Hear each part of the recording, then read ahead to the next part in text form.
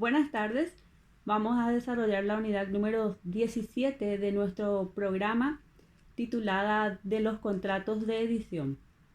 Bueno, el reconocimiento jurídico legal de las producciones del ingenio humano, ya sea de naturaleza literaria, científica o artística, como bienes morales y patrimoniales y su consecuente aplicación en el ámbito de la producción, reproducción, venta y distribución al público, dio como nacimiento el contrato de edición.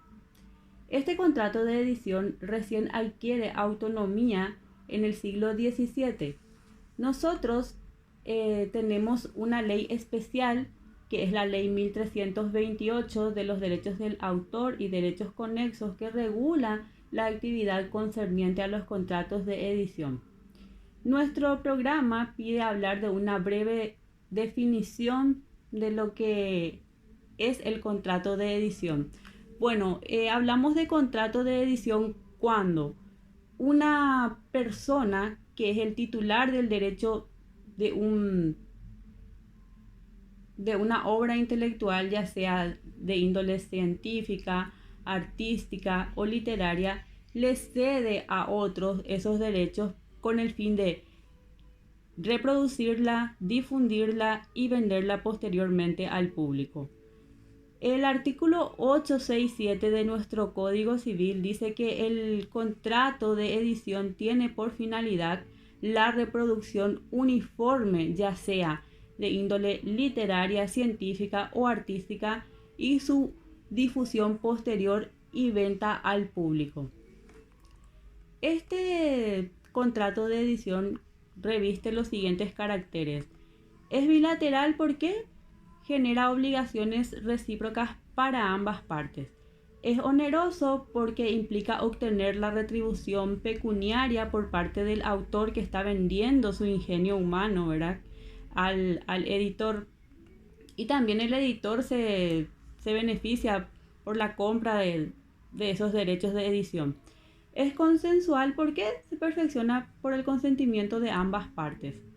Es típico en el sentido de que tiene una regulación legal específica atinente a esta materia, que es la 1328, que les mencioné, que son los de los derechos del autor y derechos conexos, que se encarga de hablar específicamente de estos temas de contratos de edición.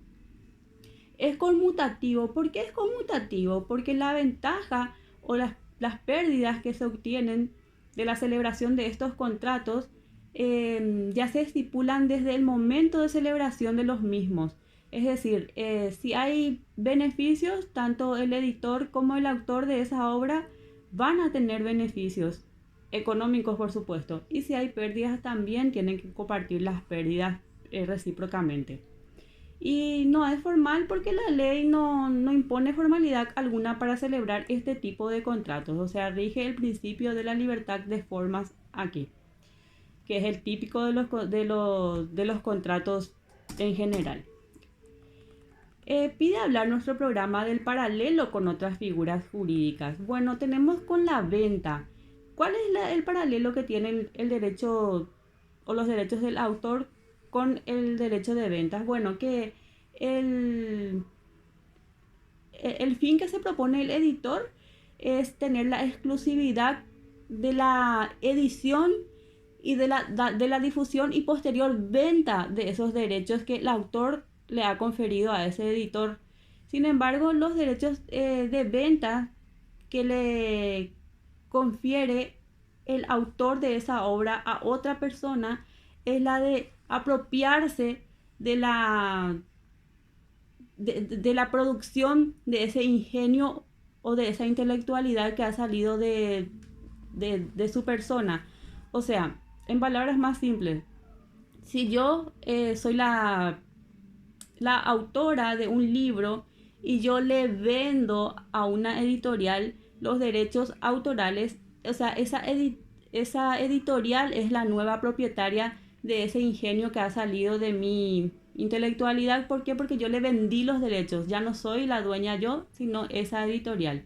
Sin embargo, con los derechos del editor no ocurre eso, porque solamente él tiene la exclusividad de explotar la obra, como les dije, de difundirla y de venderla al público, pero no es el dueño de esos derechos autorales. Sigue siendo el propio autor el dueño de esa propiedad intelectual. ¿Qué paralelismo podríamos encontrar con la locación de cosas? Bueno, no es posible equiparar el derecho de edición con la locación de cosas. ¿Por qué? Porque la locación se da, como su nombre lo indica, sobre cosas específicas. Y la locación de cosas, como habíamos dicho, implica el uso y goce de las mismas. Sin embargo, en los derechos de edición, lo que se está contratando son servicios de ese editor. ¿Para qué? Para que pueda difundir, reproducir y vender esa obra que ha nacido del ingenio humano de ese autor. Entonces, siguiendo con el paralelismo con otra figura, tenemos también que con la sociedad sí reviste similitud. El contrato de sociedad vamos a estudiar en la siguiente unidad, que es la 18. Es una unidad bastante amplia, bastante interesante también, pero que es más atinente al derecho comercial, al derecho mercantil, que yo no sé si ustedes ya desarrollaron esa materia. Si ya lo desarrollaron, perfecto, lo van a entender demasiado rápido, sin inconvenientes. Si todavía no lo desarrollaron, entonces lo van a profundizar más adelante. Pero aquí vamos a hablar también de los contratos de sociedad en la siguiente unidad, como les dije. Bueno, ¿qué paralelismo o qué afinidad tiene el derecho de sociedad, perdón, el contrato de sociedad con el contrato de edición? Que en la sociedad siempre se busca obtener ganancias, obtener beneficios. Y lo mismo ocurre con los contratos de edición. Tanto el autor como el editor lo que están buscando al celebrar o al perfeccionar ese contrato es obtener un beneficio, un rédito, una utilidad o una ganancia con la venta y difusión de esa obra del ingenio humano. Como les dije, puede ser de índole literaria, científica o artística. Pero entonces la similitud que tiene con el contrato de sociedad es que ambas están persiguiendo una utilidad, un beneficio o una ganancia. Bueno, pide también nuestro programa hablar de los derechos del autor. El autor tiene sus derechos consagrados en el artículo 874 de nuestro Código Civil, que ustedes van a leerlo. Bueno, el autor conserva el derecho sobre su obra, en el sentido de que puede introducir correcciones a esa obra. Por más de que ya esté en la editorial, ya haya celebrado ese contrato con esa editorial, tiene el derecho de corregir, por ejemplo, algunas precisiones así gramaticales.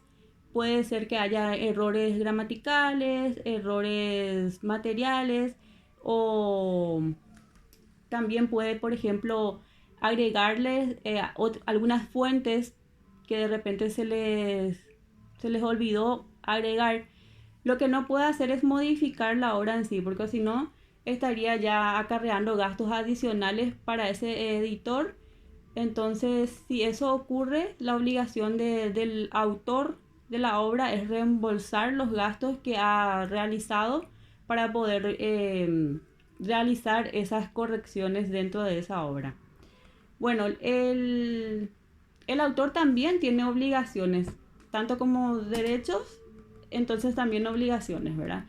Y tiene varias obligaciones, pero yo les voy a citar 3 nada más, de manera a no hacer demasiada extensa esta unidad y tampoco que sea demasiado engorrosa, ¿verdad? Uno, por ejemplo, una obligación que tiene el autor es entregarle al editor la obra en el plazo estipulado y en la forma estipulada también. Otra obligación que tiene el autor es de reembolsarle los gastos que pudiera ocasionarle con las correcciones o de repente algún imprevisto que surja dentro de de ese vínculo contractual que ellos tienen y que ya han firmado de antemano. Otra obligación podría ser también entregar la copia original en el caso de que se destruya se destruya el que ya le había entregado a la editorial, o si ya no tiene el original, entonces tiene la obligación de rehacerla siempre y cuando eso sea factible dentro de un periodo de tiempo coherente, ¿verdad?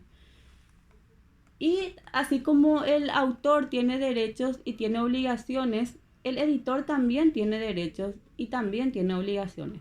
Como les dije, son más, pero yo siempre les cito 3 nada más.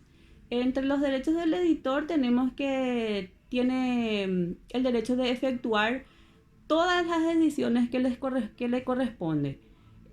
Otro de sus derechos es vender y disponer de la obra por todo el plazo estipulado, y otro, exigir al autor la entrega de la obra en el tiempo y en la forma convenido.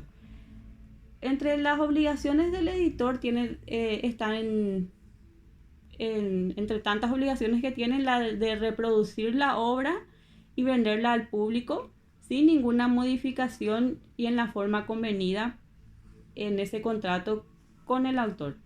Otro será también otra obligación que tiene es la de fijar el precio de venta y realizar los anuncios y publicidad para la venta.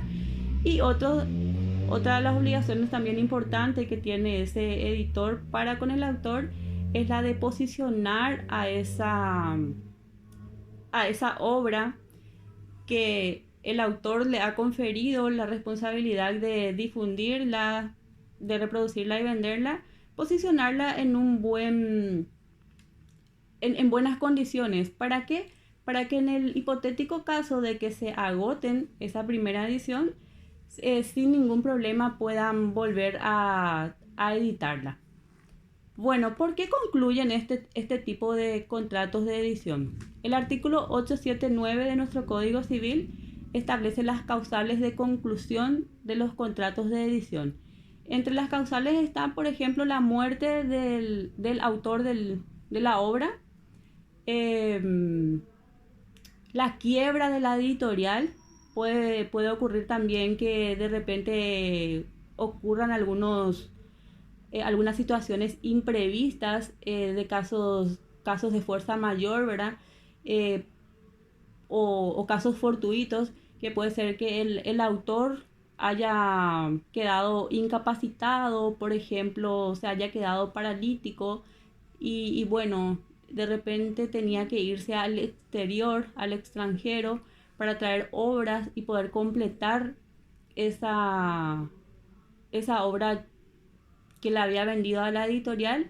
Entonces, dada esa imposibilidad o ese imprevisto, no puede cumplirlo. Entonces, en ese caso también concluye el contrato de edición. Bueno, hasta ahí vamos a estudiar esta unidad, atinente por lo menos al contrato de edición, y pide hablar también nuestra unidad 17 del contrato de representación teatral, pero algo brevemente, porque se rigen, todo lo atinente a la parte legal se rigen por las aplicaciones o disposiciones concernientes a los contratos de edición. Entonces voy a dar un concepto breve nada más de lo que es el contrato de representación teatral, y con eso vamos a finalizar. Bueno, el contrato de representación teatral se trata de relaciones del autor dramático con el empresario que viene a erigirse bajo condiciones como el editor de la obra por aquel concebida.